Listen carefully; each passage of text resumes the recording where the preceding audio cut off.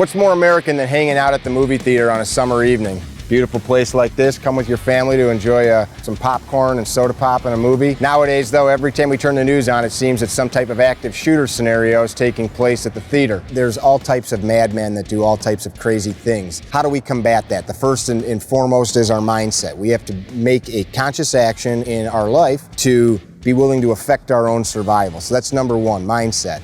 Number two, you need to have a plan. The plan might just be something as simple as if stuff goes bad, I'm going that way and I'm going that way fast. But you also need to be flexible. If everybody in a theater or a crowded place decides to go the same way you did, you might need to change that plan and come up with B. Next thing you need to think about is where are you sitting or where are you placing yourself in public spaces? In a theater, are you putting yourself in the middle row of the middle of the theater? Or are you sitting maybe off to one side on an aisle so that you can get up and move about? Scope out who's there.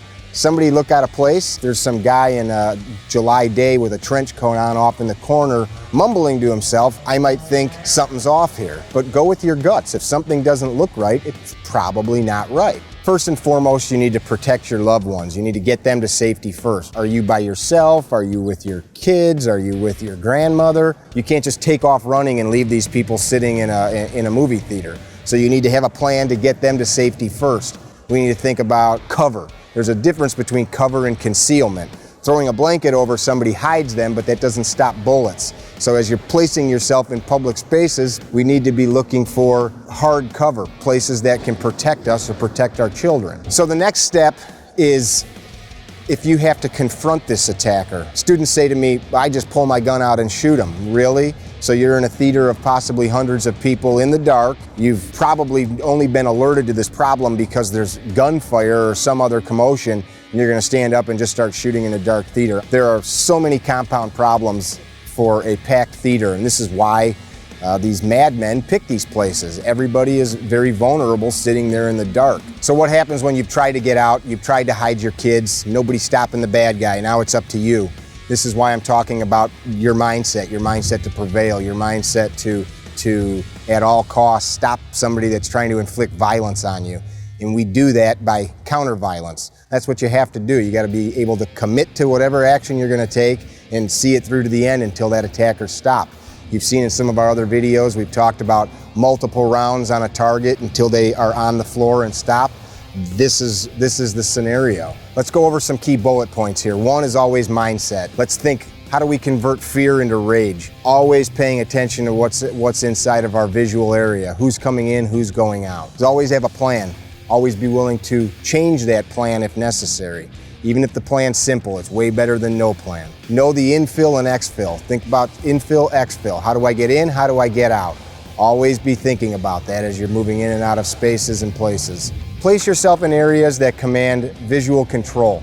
You need to be able to see who's coming in and out of the space. Don't put yourself in a spot where somebody can pop out around a corner or come around a wall and you don't know who's coming. Put yourself in a position that you command visual control of your area. Know the difference between hard cover and concealment. Have a quality flashlight. You've seen me use this one in a video before. $20, this thing could save your life. Blind an attacker, give yourself a second or two to deploy a weapon, be able to see to get out of a theater full of people screaming in the dark. We're not trying to scare you with this discussion. I know that people are scared enough.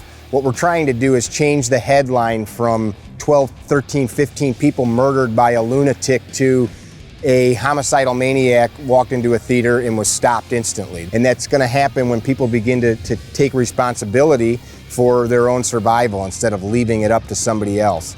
And again, we're never suggesting not to call 911. We're never suggesting that we are the police, but what we're trying to do is train people that immediate action is often needed. If you were drowning at the bottom of a pool, you wouldn't sit there and wait for help to arrive. You'd figure out how to swim. Only you and you alone are truly responsible for your personal safety. If you're going to own a firearm or carry one for self-defense, make sure you train with it and train often. Everything that we do on these videos, we practice many times with unloaded firearms. You need to do the same. Hey, if you like these videos, subscribe above. If there's something that you haven't seen that you'd like to, hit us up in the comments section. We do check those. Train safe, guys. I'm Mickey Shook with CarryTrainer.com. Thank you. Guns don't make you safe. Training is what makes you safe. So train hard, train often. If you like our videos, subscribe. be willing to affect our own survival. So that's number one, mindset. I'd like you all to read Colonel Cooper's book on that. I don't know if that was good either. Hey guys, if you like these videos, click the button above that you like it. Tell Drew, send an email.